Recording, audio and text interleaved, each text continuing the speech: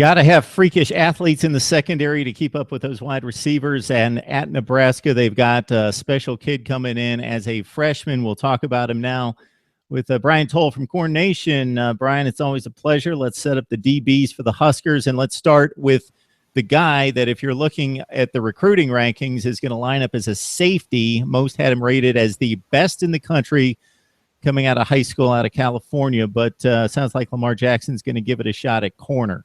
Yeah, he probably one of the top safeties in America last year, coming into Nebraska. And when he committed, he stated he wanted to be a boundary corner. So we think that Nebraska is going to give him a chance, first and foremost, boundary corner. And if he's as good as he advertises says he's going to be, he's probably going to start there, which is going to take one of 4 spots away from one or maybe 5 spots away from the crew. This is a group that really kind of struggled last year under Brian Stewart and Mark Banker, who really weren't on the same page. Most of the little better as the year went on. Probably one of their best games last year was against the Farms Bowl. Made Josh Rosen, who's a very good quarterback. They gave up some yards. They're going to give us some points, but at the end, they kept UCLA on the lower end of the total poll when it came to that, and got some decent turnovers. A couple guys you're going to look at this year: the junior Josh Kalu out of Houston, Alif Taylor. Really kind of played pretty well last year. Another guy that you're going to look at this year is the freshman out of Lakewood, Ohio, Tony Butler. Probably one of a very underrated corner, I think, just because Ohio State really wasn't interested in terribly much. He kind of suffered on that. Don't believe the hype. A couple guys that you're really going to look at redshirting wise: Avery Anderson and Eric Lee, the duo out of Colorado Springs, that were pretty highly rated when they came out and they redshirted. Those guys are definitely going to play. A guy that, if you're looking for one more young guy that's going to play, Markel Disney, the Calabasas kid. Probably one of the lower kids that Calabasas is going to send to Nebraska, honestly. But, I think everybody's all got a chance. We're looking for guys to step up. One guy that everybody wants to step up is the senior out of Spring, Texas, Charles Jackson. Has been hurt, has been in the doghouse, has been who knows with Brian Stewart and Charlie Warner when he was here for Bo. A guy that we really need to see something out of to make it worthwhile. One guy that did step up last year till he got hurt, Antonio Reed, the sophomore out of Memphis, played pretty good, did some good things, but if I remember right, he missed spring ball, and they need to see more of him coming this year. Yeah, so according to ESPN, they had Butler rated as the 33rd best cornerback coming out of Ohio, 33rd best in the nation. Lee, the 15th rated corner.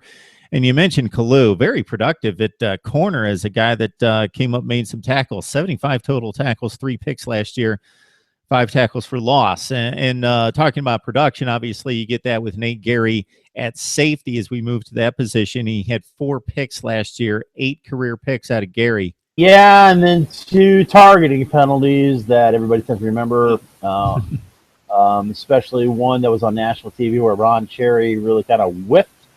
Unfortunately, that's what people remember about Nate Gerry right now. He is a senior. He's played significant roles. He started all 4 years, from first year at linebacker, at safety.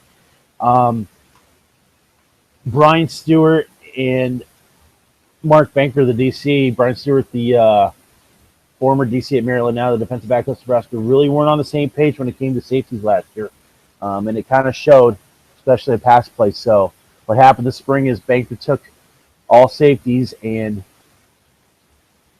Tony Stewart and Brian Stewart took all the cornerbacks.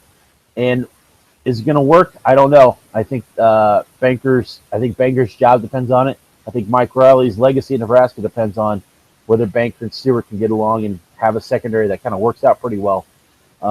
It really isn't a horrible thing that Nebraska really kind of doesn't know who's going to play that second safety. Kieran Williams is probably the best at this time.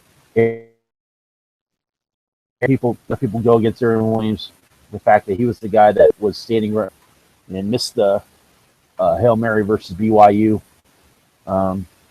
It's kind of a little wide open spot back there at safety for Nebraska. They don't have anybody back there yet. They're recruiting a 5-star they're recruiting Darnay Holmes, a 5-star out of Calabasas. He'd probably start right away. But again, this year it's kind of, there's Gerry, and we're going to see who else fits back there and hopefully get it figured out by Big Ten play. Not real familiar with Fresno State's personnel right now, but traditionally they like to throw it a little bit. You got Oregon in week 3. Other than that, if you look at the Big Ten schedule, not passing teams that you're going to face, obviously Ohio State's got a ton of talent, but inexperience at wide receiver, completely scrapping all their starting wide receivers. They're off to the NFL, but with JT Barrett back at quarterback. Other than that, a lot of inexperienced quarterbacks you're going to face this year. So if there's a place to be a little thin, is it secondary? I don't know. I know you don't like to be exposed back there and get hit for big plays, but that might be the place to be a little thin. It is a little thin. That being said, Nebraska's talent level that they brought in the last couple of years of secondary should be a shorter bridge. There's a lot of guys last year that played that was just familiar to playing that Nebraska had to play. Daniel Davey, who got torched probably and really just crushed, but there was nobody else that was ready to play. This is second year inside Banker and Stewart's system. Second year that these guys have been seeing, second spring. The talent should be incredibly better. We should see more guys out there, and eventually you'll find somebody that'll get the job done. Nebraska needs to be better in pass defense. One of the worst teams in D1 last year when it came to pass defense. Didn't matter, if it was a rushing conference or not. Joe Stavi's still through, Northwestern's still through. A lot of people still through because they knew they could throw in Nebraska, whether they could run the ball or not. So Nebraska has to get better at that. It's going to make the difference between 9-3 or 10-2 or another 6-6, 7-5 year, and 6-6 happens again. Mike Riley might not survive. So I think he realizes exactly what's going on and how that needs to happen. The offense is definitely going to be good. Got to be good for that, but everybody's looking at that defense and knowing that, hey, the defense has to make some stops for this team to have a chance. So you sound a little bit more optimistic than I anticipated on the secondary. You feel pretty good about it. I feel cautiously confident. Is that probably the best word? I think they can't get worse than they were last year. And I know that sounds bad to say that. Yes, they can. They can't get worse than they were last year. There's the talent's coming back. There's guys that they redshirted, guys that recruited that are going to play this year, that are going to be in the mix, save injury. There's no reason to not think this team can't get better. The one thing Nebraska has really been hurt on, whether it be Pelini or Mike Riley, is change in the secondary coaching, whether scheme stays the same or whatever. Secondary coaching has just been a revolving door at Nebraska. The fact that Brian Stewart is staying for 2 years is huge for that aspect. And if that can help Nebraska and gets them to where they need to go, I'm down for it. If Brian Stewart stay 5 years, that'd be great. I don't think it's going to happen, but it'd be nice. So that will definitely help Nebraska. Like I said, the talent helped Nebraska. The schedule helps them a little bit too. They don't have to face a Brad Kaya or anybody like that. Ohio State's probably your big worry, but with their inexperience at wide receiver, like you said, maybe that's something.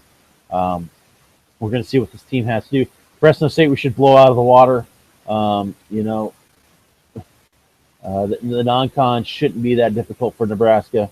It can be, but it shouldn't be. So we're going to find out what this team has real quick about that secondary. South Alabama lit up Nebraska's secondary last year, and that was kind of when everybody kind of had the warning lights going. So we're going to definitely see what happens. All right, so I think we all expect Iowa to come back down to earth, and it's a wide open West in the Big Ten. And if Lamar Jackson can be a lockdown corner, and that's expecting a lot, but if this kid's really that good and can make the transition to cornerback, then you might really be in business on defense. All right, Brian Towle from Corn Nation helping us set us up for Nebraska in the secondary. Appreciate it, Brian. Got it.